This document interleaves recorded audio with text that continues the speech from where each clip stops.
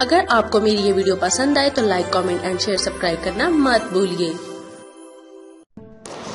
السلام علیکم آڈینس، کیسے ہیں آپ لوگ؟ امید کرتی ہوں ٹھیک ٹھاک ہوں گے۔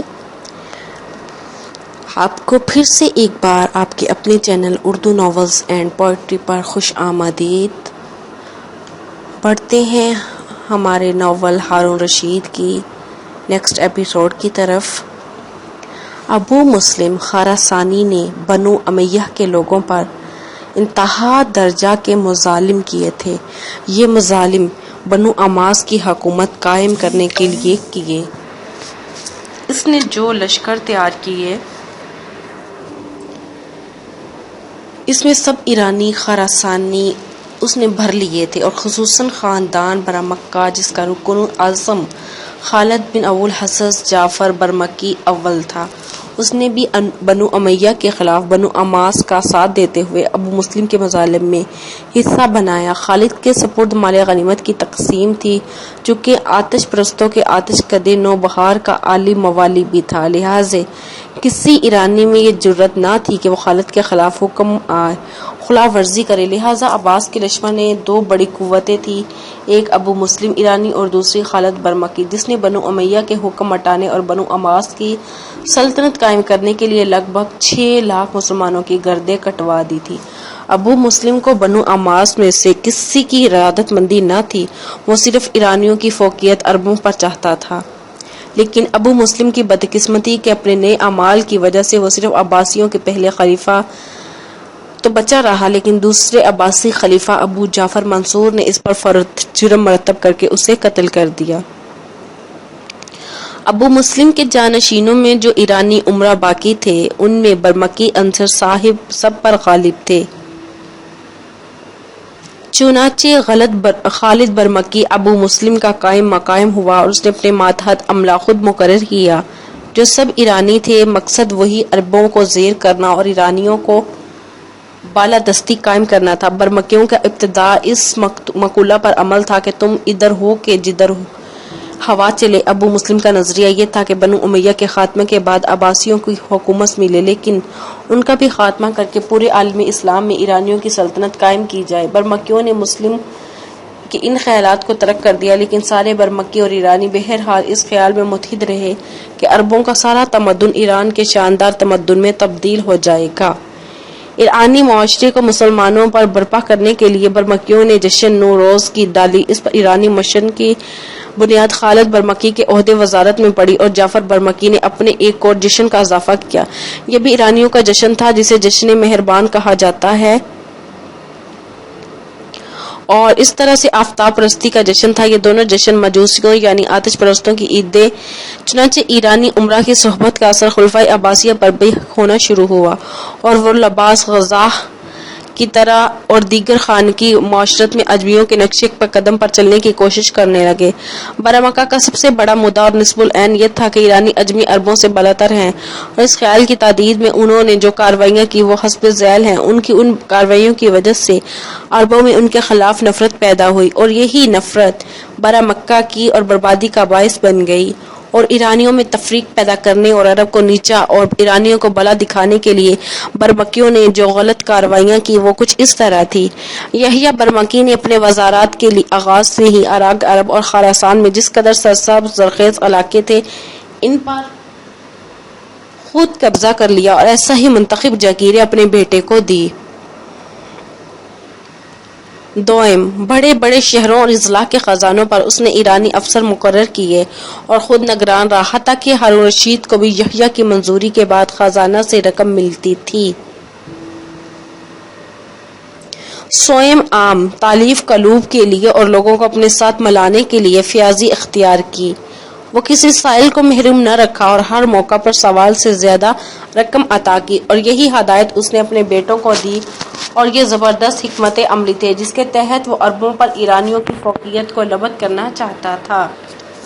چہارم شورا و دربار کو قصائد کے سلسلے میں 1 لاکھ دینار برمکہ دیتے تھے، اور ان کے سلسلے میں شاعران ان کے حق میں مدعیہ قصائد لکھتے تھے، اور انہی قصائد کی وجہ سے برمکہ کو عرب و عجم اور ہندوستان کی تک شہرت ملی۔ اپنے پاؤں جمانے کے لیے، اپنی حالت کو مستحکم کرنے کے لیے برامکیوں نے عباسیوں کے بڑے بڑے اور سرکردہ لوگوں کو تحائف اور مال و دولت سے مالا مال کر دیا تھا کہ اراسکیوں کے خلاف زبان نہ کھولے اور برامکیوں کی ہر خواہش پوری ہو۔ پنجم ہارون رشید کے سارے ندیم و خدام وغیرہ کو ہمیشہ انعامات سے نوازتے رہے کہ وہ ان کے مطیع ہوں۔ ہفتم حجاز، بیت المقدس، یمن اور عراق کے قبائل کے سرداروں اور شیوخ کو اپنا مطیع اور تاہم بنانے کے لیے انہیں خوب نوازا اور ان پر خوب مال و دولت خرچ کیا، حتیٰ کہ موصل پر بھی فیاضی کی تاکہ کوئی ان کے خلاف زبان نہ کھول لے۔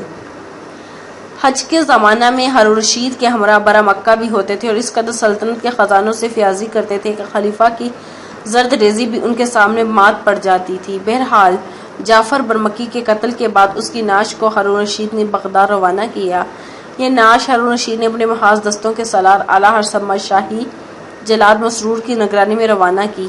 نعش ایک اونٹ پر تھی جس پر بلان نام کی کوئی چیز نہ تھی۔ بغداد پہنچ کر جعفر برمکی کا سر بغداد کے ایک پل پر لٹکا دیا گیا اور اس سر کو دیکھ کر لوگ تعجب کرتے تھے کہ خداوند قدوس کی شان ہے کہ جس سر کے سامنے سرداروں اور مشیروں کی گردنیں جھک جاتی تھی، جس کا اعزاز خلیفہ سے بڑھ کر تھا، آج اس کا سر بغداد کے ایک پل پر لٹک رہا ہے جس کا کوئی پرسان حال نہیں۔ کل تک وہ اپنا اقبال مند تھا اور آج دنیا میں اس سے زیادہ بدنصیب کوئی نہیں۔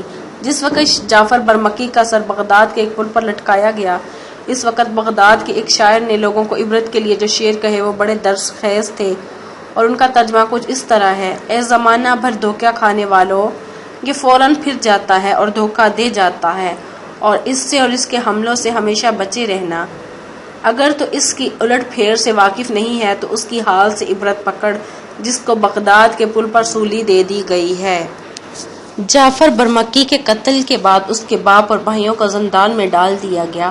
ان مکانوں کی تلاشی کا کام شروع کیا گیا۔ جعفر کے مکان پر مسرور فضل کے محل پر ایک شخص ابراہیم، اس طرح جعفر برمکی کے دوسرے بھائیوں کے مکانوں پر بھی ہارون رشید نے اپنے مشیر مقرر کیے۔ یحییٰ کے محل سے 5 لاکھ دینار ملے جو فضل برمکی کے گھر سے 40 لاکھ درہم برآمد ہوئے۔ جعفر کے مکان میں ایک حوض نکالا جس میں 24 لاکھ اشرفیاں برآمد ہوئی۔ ہر اشرفی کا وزن 101 دینار تھا جس کے دوسرے رخ پر جعفر کی تصویر ثبت تھی۔ اس نقدی کے علاوہ جعفر کے ہمراہ سفر میں جس قدر نقد سامان تھا اس پر بھی قبضہ کر لیا گیا۔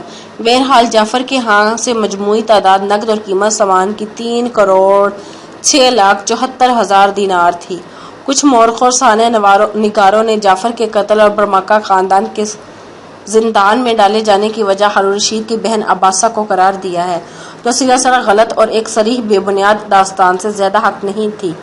اس کی تفصیل کچھ اس طرح ہے۔ کہتے ہیں کہ خلیفہ ہارون رشید کا دستور تھا سلطنت کے تمام کاموں کے بعد شب کو عیش و طرب کے جلسوں میں بیٹھا کرتا تھا اور باوجود صوم و صلات کے پابندی کے اس کی یہ مجلس روانہ ہوتی تھی۔ بڑی پیکر نازنینوں کا جرمٹ ہوتا تھا، بے تکلف احباب جمع ہوتے اور بلیز کھجور کی تاڑی کا دور ہوتا تھا۔ اس قسم کے جلسوں میں کہتے ہیں خلیفہ کی بہن عباسہ بھی شریک ہوا کرتی تھی۔ عباسہ میں علاوہ حسن و جمال کے سلیقہ شاعری اور علم و ادب تمام حرم کی عورتوں سے زیادہ تھا۔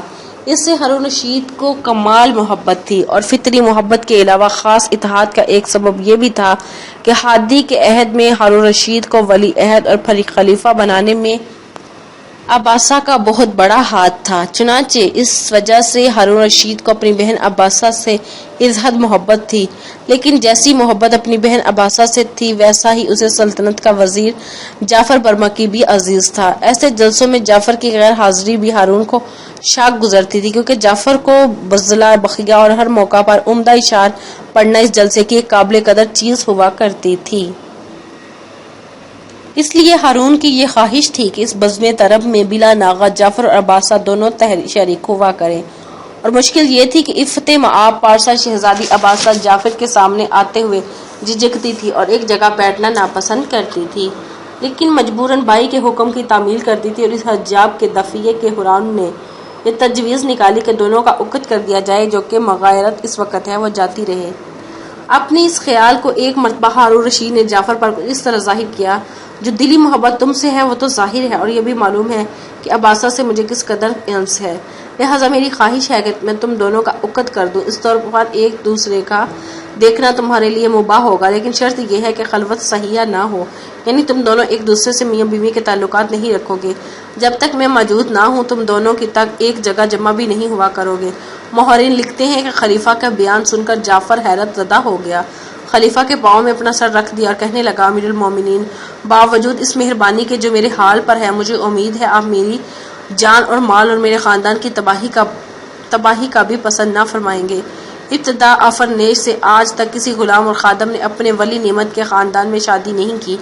اگر کسی ایسا خیال بھی کیا تو وہ خاندان برباد ہوا اور قیامت تک بدنامی کے داغ سے نہ چھوٹا۔ آخر میں نے کیا گناہ کیا ہے کہ خلیفہ میرے خون کا پیاسا ہے؟ میری خدمت گزاری کا یہی صلہ ہے کہ خاندان برا مکہ تباہ و برباد کر دیا جائے۔ علاوہ برسی میں ایک اجمی آتش پرست خاندان سے تعلق رکھتا ہوں، مجھ کو کیا خاندان رسالت سے نسبت ہی کیا ہے؟ میں ہرگز اس لائق نہیں ہوں کہ میرا نکاح عباسہ سے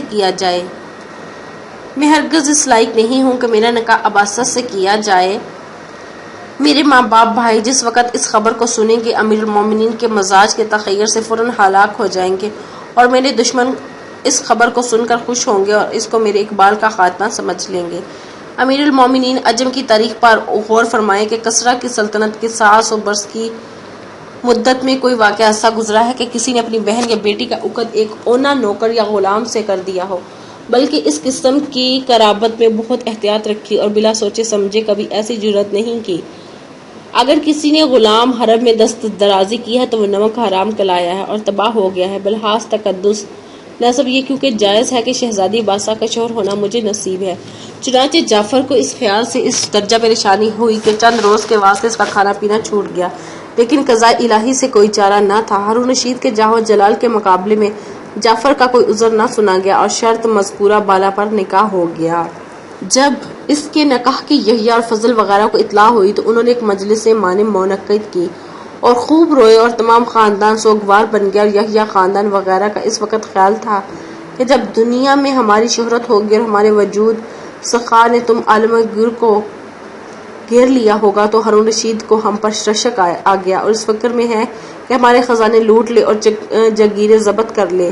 یہی ہمارا حد ہے اور یہی ہماری لاگت کا سبب ہے، بس خاندان کا اب خاتمہ ہی رہنا بہتر ہے۔ موت کا زمانہ قریب ہے جس کا انتظار ہر وقت رہنا چاہیے۔ بہرحال یہ نکاح ہو گیا اور نکاح کے بعد عباسہ اور جعفر مجلسوں میں شریک ہونے لگے۔ ایک دفعہ پھر دونوں کو ہارون رشید نے انہیں مخاطب کر کے کہا، دیکھو خدا کی قسم میں پھر تم کو سمجھا دیتا ہوں کہ جس فعل سے میں نے تم کو روکا ہے کبھی بھولے سے بھی اس کی خیال نہ کرنا۔ عملی صورت میں میاں بیوی کی زندگی ہرگز بسر مت کرنا، ایسا کرو گے تو تم دونوں کے سر پر سایہ نہیں رہے گا۔ کبھی ایسا نہ ہو کہ بغیر میری موجودگی کے تم دونوں ایک جگہ جمع ہو۔ دونوں نے اس نصیحت کو سنا اور جہاں تک ممکن ہوا جعفر اپنے قول پر ثابت قدم رہا۔ نکاح کے بعد کوئی امر مانے نہیں تھا، اس لیے اس چیز کی مجلس میں دونوں بے تکلف شریک ہونے لگے۔ جب روزانہ نشست سے ایک دوسرے کے حسن خداداد کے نظارے کا موقع ملتا تو فرزین میں محبت بڑھنے لگی، لیکن ہارون کی موجودگی میں سوائے معمولی گفتگو ظاہری نظارے اور کیا ہو سکتا تھا؟ عباس جعفر سے روز بروز مانوس نہیں ہوتی تھی۔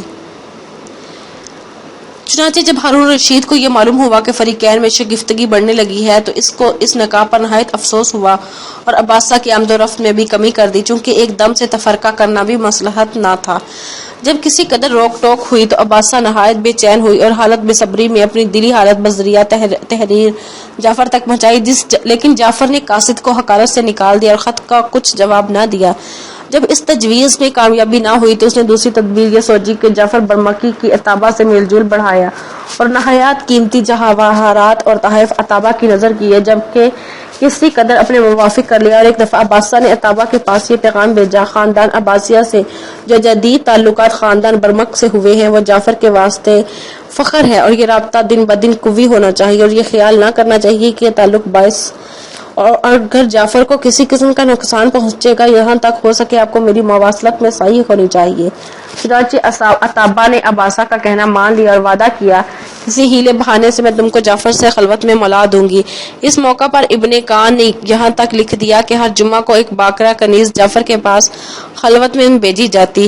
چنانچہ عباسہ نے عطابہ سے یہ درخواست کی کہ ایک جمعہ کو لونڈی کے روم میں مجھے بھیج دے، لیکن عطابہ نے اس شرط کو جب نہ مانا تب عباسہ نے عطابہ کو اسے کہلا بھیجا اگر میری شرط نہ منظور کی تو میں ہارون سے کہہ دوں گی کہ مجھ سے ایسا سلوک کیا ہے۔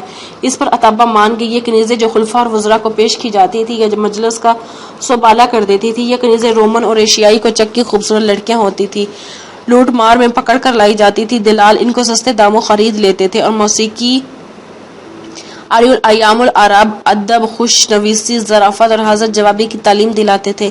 ان فنون میں کامل ہو کر وہ لڑکیاں نہایت گرا قیمت پر بازار میں بکتی تھی۔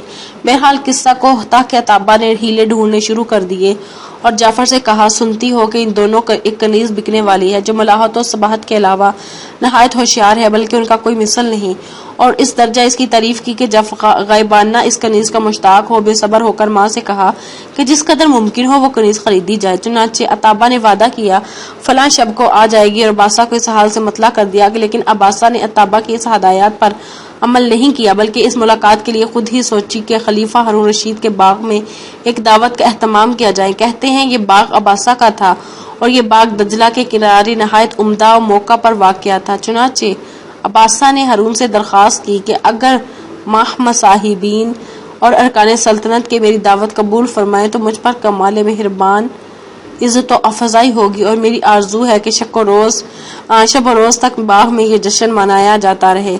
ہارون نے اپنی عزیز بہن کی دعوت کو نہایت خوشی سے قبول کیا۔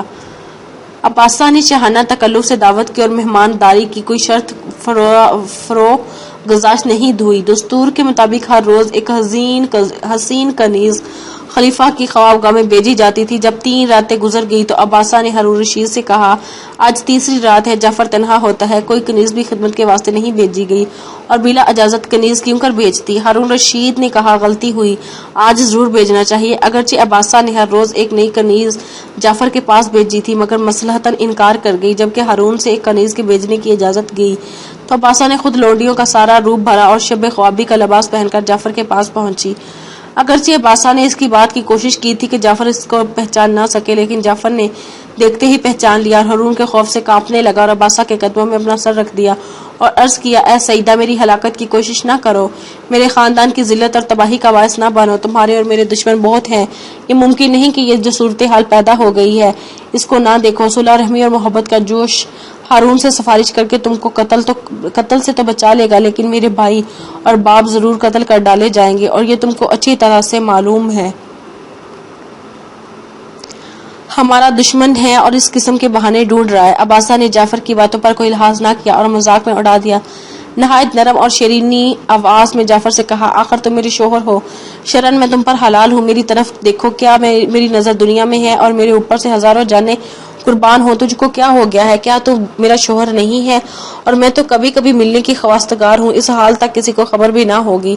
جعفر کے دل پر عباسہ کی تقریر کا پورا اثر ہو گیا۔ ہارون کا معاہدہ کچھ خیال نہ رہا، نہ خاندان کی بربادی کی پرواہ، اور اس کی خلوت قدے میں با تقاضا فطرت سب کچھ ہو گیا جس کا ہارون مانے تھا۔ 10 دن بعد دعوت کا خاتمہ ہوا اور اس کے بعد چوری چھپے جعفر اور عباسہ دونوں کبھی کبھی ملنے لگے۔ اس فرضی داستان اور رداد کو آگے بڑھاتے ہوئے کچھ لوگ مزید لکھتے ہیں کہ جعفر اور عباسہ کے اس طرح ملنے سے کچھ کنیزیں واقف تھی اور اس میل جول کے نتیجے میں عباسہ کے ہاں ایک بیٹا بھی ہوا۔ چنانچہ ان میں سے ایک کنیز نے زبیدہ خاتون کو جملہ حالات اور اطلاع کر دی کہ زبیدہ نے ہارون رشید سے سانحہ کا تذکرہ کیا۔ ہارون رشید نے زبیدہ سے کہا کہ تمہارے پاس کیا دلیل ہے کہ جعفر نے میرے حکم کی خلاف ورزی کی ہے؟ زبیدہ نے جواب دیا کہ عباسہ کے ہاں ایک لڑکا پیدا ہو چکا ہے اور یہ سب سے بڑا ثبوت ہے، اور یہ لڑکا مکہ معظمہ میں ایک غلام ایاس کی نگرانی میں بھیج دیا گیا ہے۔ کہتے ہیں کہ ہارون رشید کو جب اس واقعہ کی اطلاع ہوئی تو اس نے جعفر کے قتل کا فیصلہ کر لیا۔ جعفر اور عباسہ کے متعلق ایک مورخ کچھ اس طرح لکھتا ہے کہ جعفر اور عباسہ کے ہاں ایک نہیں بلکہ 3 بچے پیدا ہوئے۔ چنانچہ ہارون رشید کو اس کی اطلاع دی گئی۔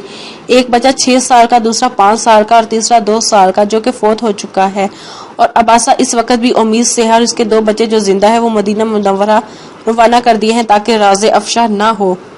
آگے مزید یہ مصنف لکھتا ہے کہ یہ حالات سنتے ہی ہارون رشید نے سب سے پہلے زبیدہ خاتون سے اس بات کا ذکر کیا جو اپنی ذلت اور رسوائی کا حال بیان کیا۔ زبیدہ خاتون نے حالات معلوم ہونے پر خود رشید کو ملزم بنایا اور کہا کہ یہ نکاح تم نے ہی کروایا تھا۔ اسی حالت غیظ و غضب میں رشید نے جلاد و مسرور کو طلب کیا اور حکم دیا کہ اپنے ساتھ 10 مزدور لے کے آئے۔ چنانچہ اس شب کو عباسہ کی خوابگاہ میں گیا اور عباسہ کو اس نے امید سے پایا اور اس کو سوتے میں قتل کر دیا۔ جس طرح سو رہی تھی ویسے ہی اس کی ناش کو صندوق میں رکھ کر کفن لگایا اور صندوق کو کنواں کھود کر دفن کر دیا۔ ایک اور مصنف آگے لکھتا ہے کہ ہارون رشید نے مکہ معظمہ کا سفر کیا کیونکہ جعفر کے 2 بچوں کی تحقیقات کرنی تھی۔ حج سے فراغت کے بعد ہارون رشید نے مدینہ کا سفر کیا اور جعفر کے دونوں بچے ہارون کے سامنے پیش کیے گئے۔ ان کو دیکھ کر رشید کو نہایت ہی تعجب ہوا کیونکہ وہ بہت ہی حسین تھے اور ان کی زبان میں نہایت فصیح تھی۔ چنانچہ رشید نے بڑے لڑکے سے پوچھا کہ قرۃ العین تمہارا نام کیا ہے؟ اس نے کہا میرا نام حسر ہے۔ پھر چھوٹے سے دریافت کیا تجھ کو کیا کہہ کر پکارتے ہیں؟ اس نے کہا مجھ کو حسین کہتے ہیں۔ چنانچہ رشید نے ان بچوں کے متعلق بھی حکم دیا کہ ان دونوں کو بھی قتل کر کے عباسہ کے ساتھ دفن کر دیا جائے۔ جعفر اور عباسہ کے اس چھوٹے اور جھوٹے اور فرضی قصے کو بہت سے لوگوں نے اپنے انداز میں پیش کیا۔ بہرحال انسائکلوپیڈیا آف اسلام نے اسے بالکل غلط اور فرضی اور جھوٹا قرار دیا ہے۔ اس کے علاوہ امام المورخین ابن خلدون نے عام مورخین کے خلاف جعفر اور عباسہ کے نکاح کو ایک فرضی قصہ قرار دیا ہے اور اس واقعہ کو بالکل بے بنیاد اور غلط قرار دیتے ہوئے اسے ذہنی اور نکاح کو ایک فرضی قصہ بیان کیا اور اس طرح بے بنیاد اور غلط قرار دیتے ہوئے اسے ذہنی اختراع کہا ہے۔ اس کے علاوہ اس قصے کو غلط اور جھوٹا ثابت کرنے کے لیے یہی کافی ہے کہ ہارون رشید کی بہن عباسہ کے 3 نکاح ہوئے۔ اس کا پہلا نکاح محمد بن سلیمان سے ہوا